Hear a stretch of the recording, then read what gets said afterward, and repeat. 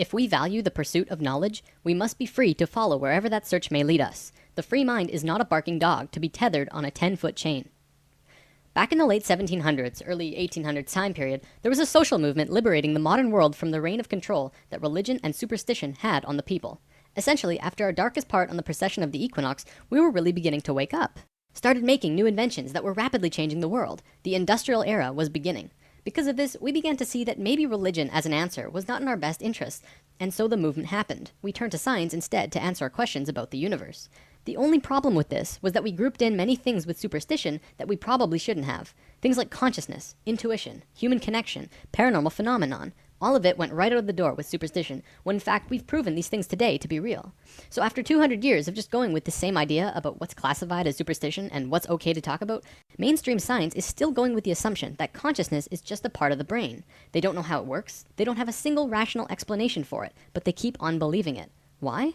Well, when we tossed superstition out of the door, even talking about it became taboo. It's just not done. Literally, the reason that it's tough talking about this stuff in the mainstream scientific community is because that's just the way science has been for 200 years. They won't have any of it, even though there are scientific institutions that prove that theory wrong. The field of noetics and the works of biologist Rupert Sheldrake and his colleagues have more than proven mass consciousness exists and is definitely not a part of the brain. Now, no disrespect to the scientific community, but that assumption that we're still holding on to has not gotten us anywhere. It's time we begin to question the decisions of our ancestors, because many of the things that we've been led to believe to be true simply is not. I'm not saying blindly accept all of the new stuff that's coming out nowadays, but we should at least put it on the table and be able to discuss it as a global community. An apocalypse is a disclosure of something hidden from the majority of mankind in an era dominated by falsehood and misconception. If you haven't seen Lesson 10 already, you should probably watch that one first. This lesson builds on what we covered last time, the phi ratio in particular. Today, we're going to be looking at another way that humans grow through phi. Instead of looking at phi inside the body, we're going to be looking at phi outside the body, and what it means for us in this pivotal point in human history. One other thing before we get this rolling. I want to give an overview about what sacred geometry really is. Sacred geometry is the geometry of consciousness. It revolves around the idea that all consciousness, including human, is solely based on sacred geometry. Because it is, we can begin to see and understand where we have come from, where we are now, and where we're going. Do you remember the fruit of life? This is the basis of all 13 informational systems that come out of the flower of life, the creation pattern of everything. The first system created the platonic solids, which created structure throughout the universe. The second system was the basis of how vibration, sound, harmonics, music, and matter are all interrelated in all of creation. Today, we will look at the third system. The fruit of life will reveal itself in the process. We'll call this system the circles and squares of human consciousness. It is what the Chinese called circling the square and squaring the circle.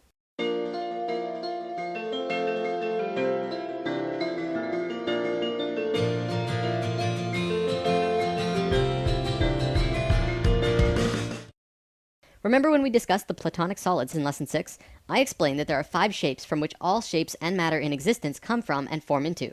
I showed you that all of them will sit perfectly within a sphere, each with every corner touching the sphere perfectly.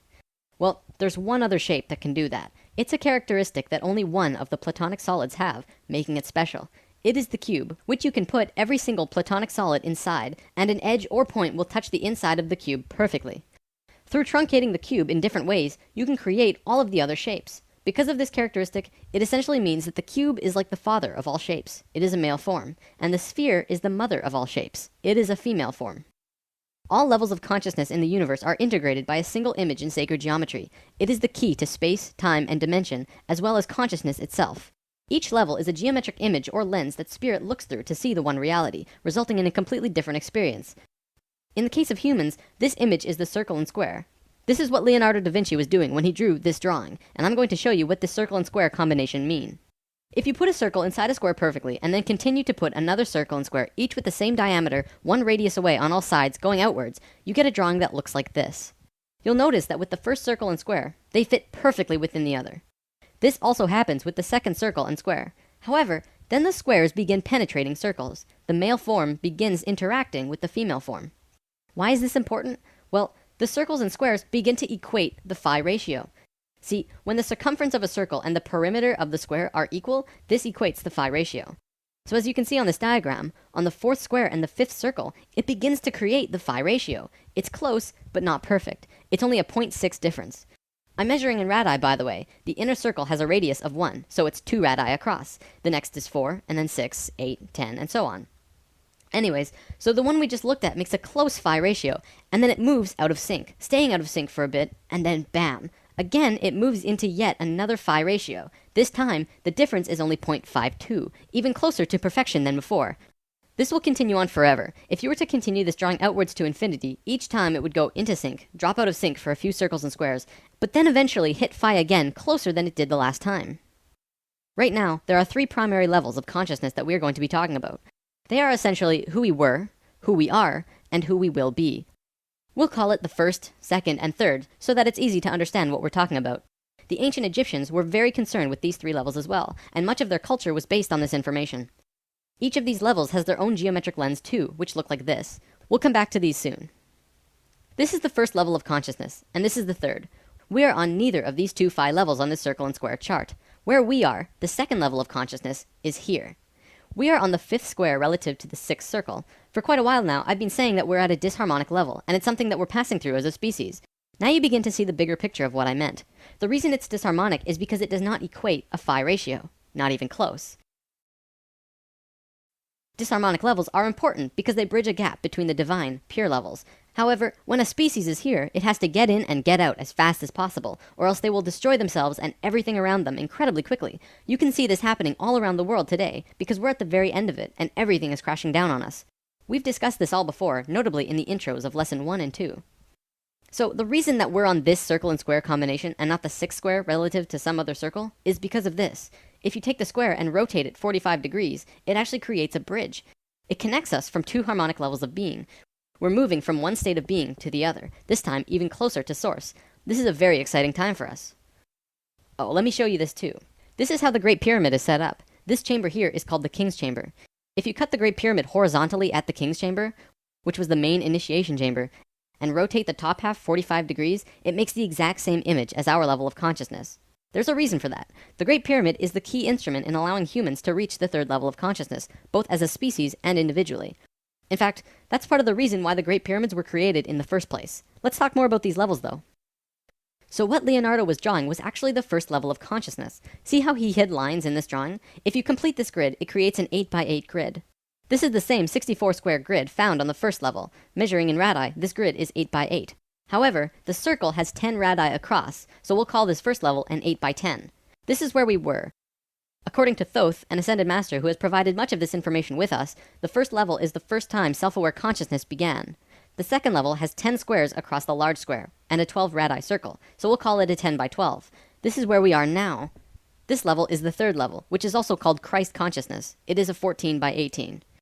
Now, there's always a reason for everything in sacred geometry. Nothing, absolutely nothing, happens without a reason. Everything is connected. Out of the whole spectrum of possibilities, why did self-aware human consciousness begin when the 4th square went into harmony with the 5th circle? Well, let's overlay the fruit of life over our first level for a second. Look at that! It exactly fits the 4th square and 5th circle perfectly. Do you see the perfection of life? The fruit of life pattern was hidden beneath this pattern all along. They're precisely superimposed over the other. In a right brain way, this is how to explain why consciousness first became self-aware between the 4th square and 5th circle. This sacred image was part of the pattern. The fruit of life was completed at the precise moment that the phi ratio first appeared, and when phi appeared, consciousness had a way to manifest in a new way. Throughout time, many scholars have tried to figure out the secret meaning behind what Leonardo meant with the Vitruvian Man drawing. He was showing us human consciousness. This is where we were, the first level. There is a man who did draw our level, though. Da Vinci was studying the works of a man named Vitruvius, who lived 1400 years before Da Vinci, hence the name Vitruvian Man. Vitruvius actually drew his own drawing of consciousness as well, and this is what it looked like. The circle and squares in this one are hidden, less obvious than the Da Vinci drawing. Regardless, they're there, and this is the current circle and square combination around our bodies. This drawing also contains the exact proportions of the Merkaba, which is an important energy system outside of the body, similar to how chakras are an energy system inside the body. This image also contains the diamond that perfectly contains the man from head to feet. This is the same image we saw in the consciousness chart, as well as the Great Pyramid. Further proof that this was what Vitruvius was demonstrating to us when he created this image. So here we have drawings of the first 2 levels of consciousness. From what I know, there is no drawing of a third. If there is, it's sealed up, locked away somewhere, and is probably one of the most sacred drawings in existence. Alright, I know talking about geometry all the time can be a little daunting. So many circles and ratios and everything. If this is something you want to learn more about, I am providing the Flower of Life books and PDFs in the comments. This information is found at the very beginning of Volume 2, and much, much more. I could probably do 4 or 5 lessons about the geometries of the human body and still not run out of things to talk about, but it's there for you if you want to learn more now. For the last portion of today's lesson, we're going to talk about some recent findings in modern science. As we just saw in the geometry, we are currently in a disharmonic state of being, but we are just about done with it. In doing so, we are moving into a new state of being. We are transferring from the second level of consciousness to the third, also called Christ consciousness. If we look at evolution in Earth's history, we always seem to make random jumps. There are always missing links in the evolutionary chain. Scientists say that we just haven't found all the fossils, and creationists say that God did it, and therefore it's part of some divine plan. But looking at what we just learned about consciousness, does it not make sense that evolution and creationism are just two sides of the same coin? Consciousness moves through different states of being, constantly moving closer and closer to divinity, to Phi. Every time it reaches a new stage, it makes a rapid biological change into something new, like what we're doing now. This is what the ancient Egyptians called resurrection, which we mentioned in Lesson 7. So, if we're really going through an evolution of consciousness, what's happening inside of us? Surely, this would mean that there are also biological changes happening to us at our core level, right? Does modern science see any big changes that they're afraid to tell the general public because they think it will cause a panic? Short answer, yes. Long answer, we are changing. Right now, as you're watching this, your DNA is mutating. See, in the last few months, modern medicine has finally accepted publicly that a child was born with 3 DNA strands rather than 2. In a simplified way of seeing it, we are adding an entirely new strand to our DNA, going from a double helix to a triple helix. This wasn't discovered recently, though. In fact, scientists have been studying this for almost 10 to 20 years now. Several years ago in New Mexico, there was a convention of geneticists from all over the world with the main topic of discussion being DNA mutations. Scientists acknowledge that we are changing, but the end result, they do not know. Through sacred geometry, we begin to actually see where we could be going. From what our DNA tells us, is that long ago we had 12 strands of DNA activated, and then for some reason, 10 of them turned off, and today we consider these to be junk DNA. This is why we have a double helix and not 12-stranded helix. Essentially, 97% of our DNA is unused. But they're slowly being activated though, so right now we are going from 2 to 3. But eventually we will get back to 12, and then beyond that. With 12 strands activated, you have 10 times as much information available to you than you do with just 2 strands, as we do now. Not only that, but the 12 strands work in sync with the 12 chakras, providing an immense amount of energy into the body. We are about to become super beings, enabling us to understand and do things that currently seem paranormal, bizarre, or downright impossible. From the article The Bigger Picture by Suzanne Thorpe Clarke, we are being changed physically from carbon-based beings to crystalline-based beings. This is interesting because I've actually heard this from various channelings now, ascension and transformation into crystalline at our core. First the psychics were telling us this, and now we have science backing it up. What we know for sure is that we are going through a shift. Today, I want to close with this. In almost every ancient text and Bible, it speaks about a great shift and awakening. The Bible speaks about the coming of Christ. This is interesting, actually, because Christ is the name of the third level of consciousness. I didn't just make that up.